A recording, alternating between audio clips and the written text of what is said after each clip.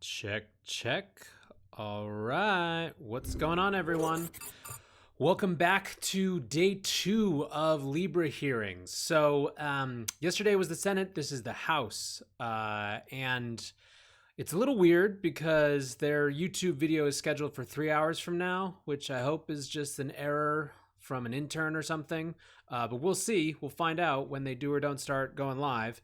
But, anyways, we're here. We're going to be watching a few logistical notes. First of all, today's a little bit different than yesterday. Yesterday was just David Marcus. Today there's going to be a panel of experts after. That probably won't be till like 1:30 or 2 p.m. Eastern, but Meltem Demirs, for those of you who know from CoinShares, will be on that. So we kind of actually have some Bitcoin crypto representation, which is great. Yeah, that should be good. So we'll be hanging out. We'll be watching.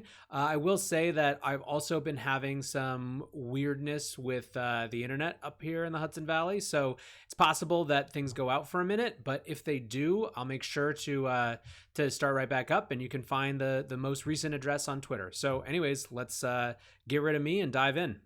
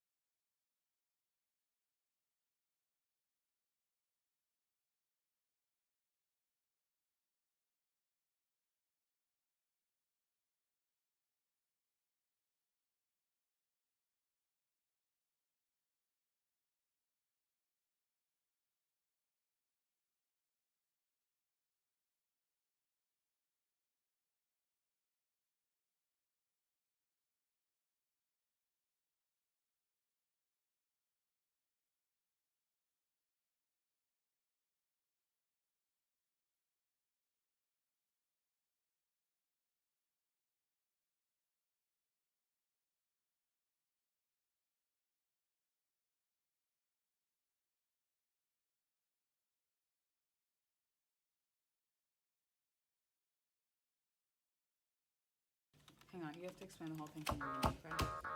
Yeah, just a little bit.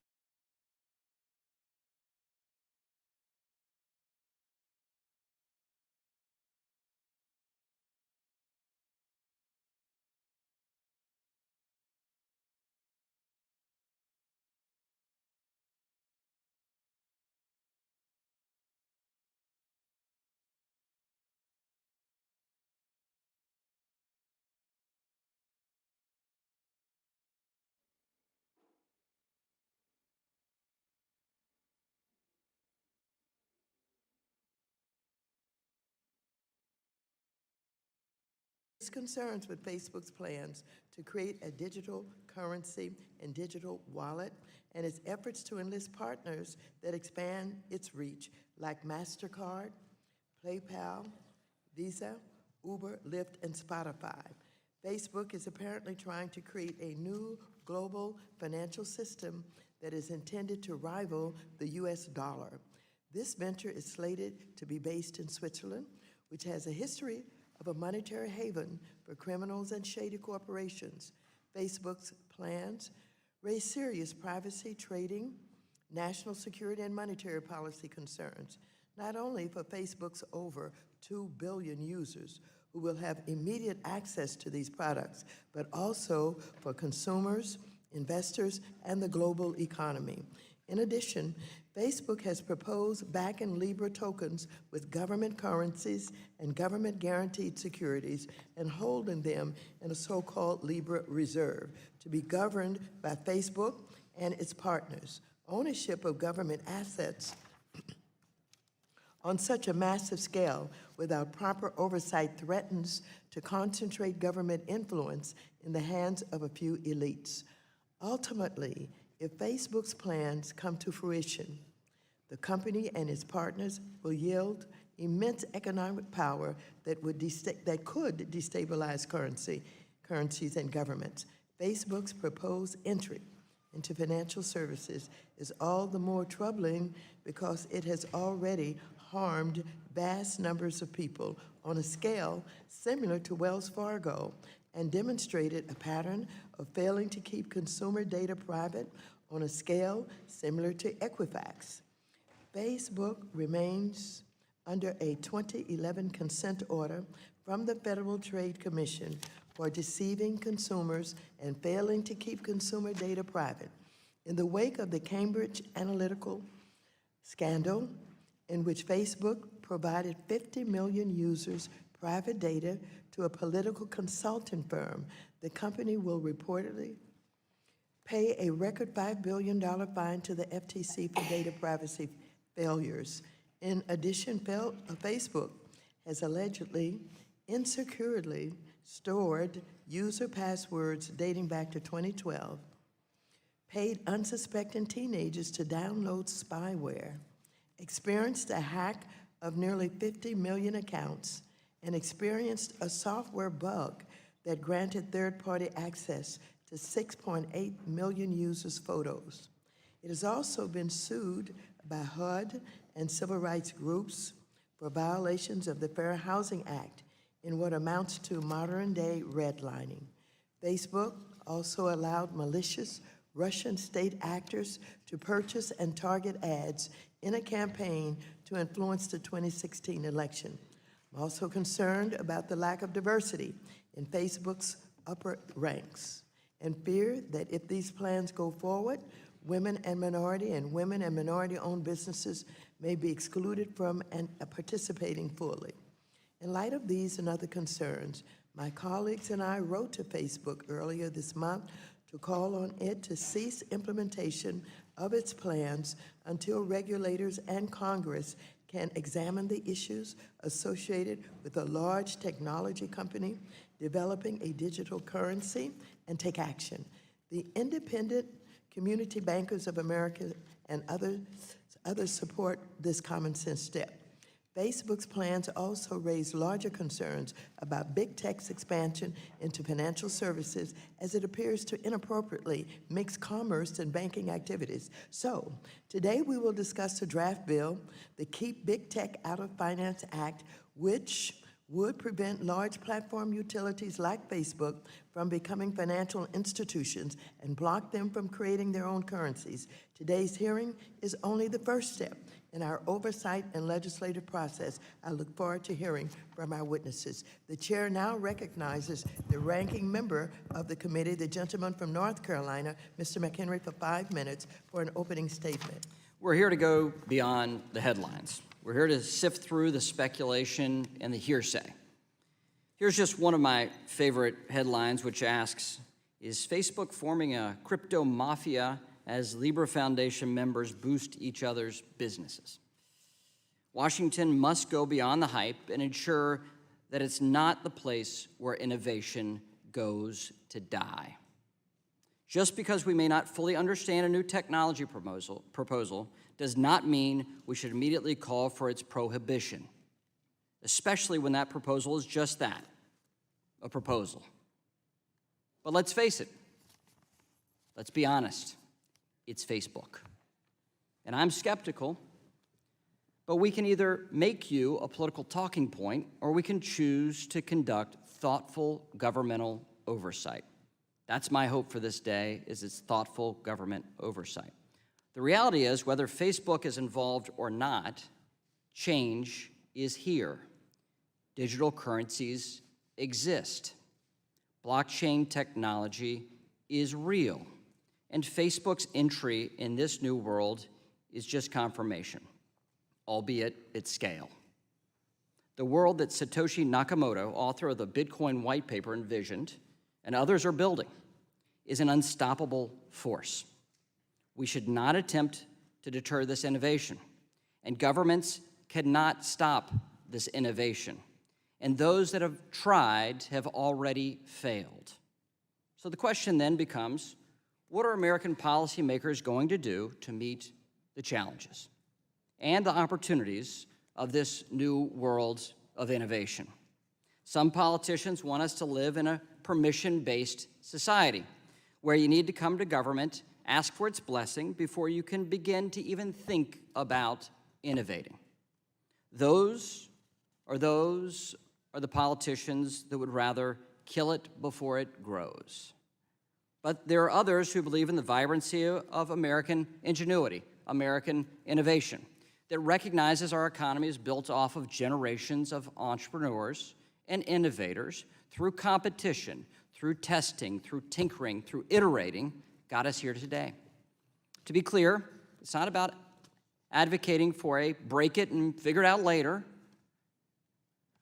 approach, but when it comes to finances, we must ensure that consumers and investors are protected.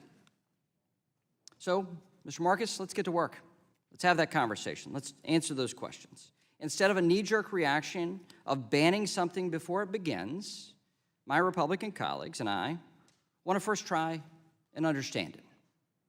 And in turn, based off what we learn, determine whether or not our current regulatory framework meets the demands of this new technology. That's why we're here today. Look, I don't have a crystal ball. I have no idea if Libra will lead to greater financial inclusion, lower remittance costs, which have the opportunity and would mean families could send money to each other more cheaply and easily than today, or if it's just a ploy to shoot Facebook's Twitter mentions through the roof. We'll see.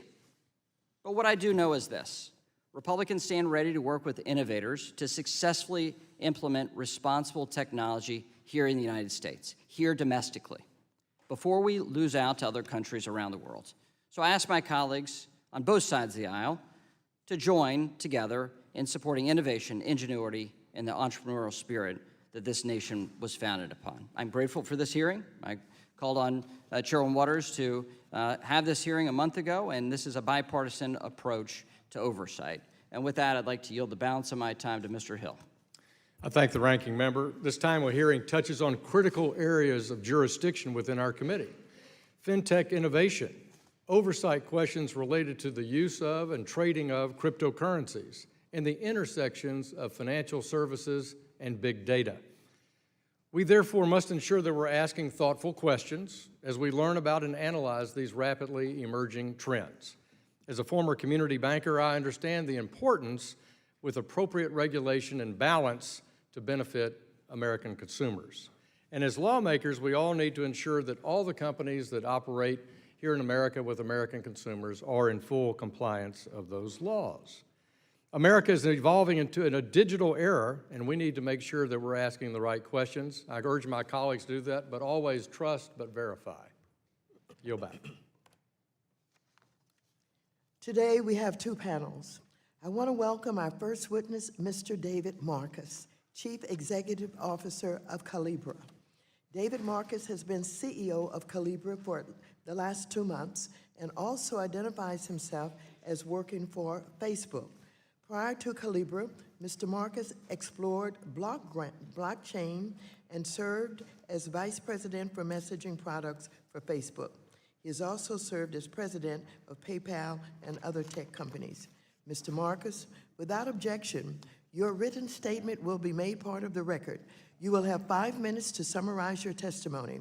When you have 1 minute remaining, a yellow light will appear. At that time, I would ask you to wrap up your testimony so we can be respectful of both the committee's members' time and others. Mr. Marcus, you are now recognized for 5 minutes to present your oral testimony. Thank you, Chairwoman.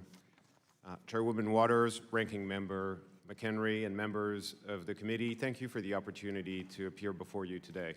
My name is David Marcus, and I'm the head of Libra at Facebook. For most of my life, I've been an entrepreneur building products aimed at improving people's lives.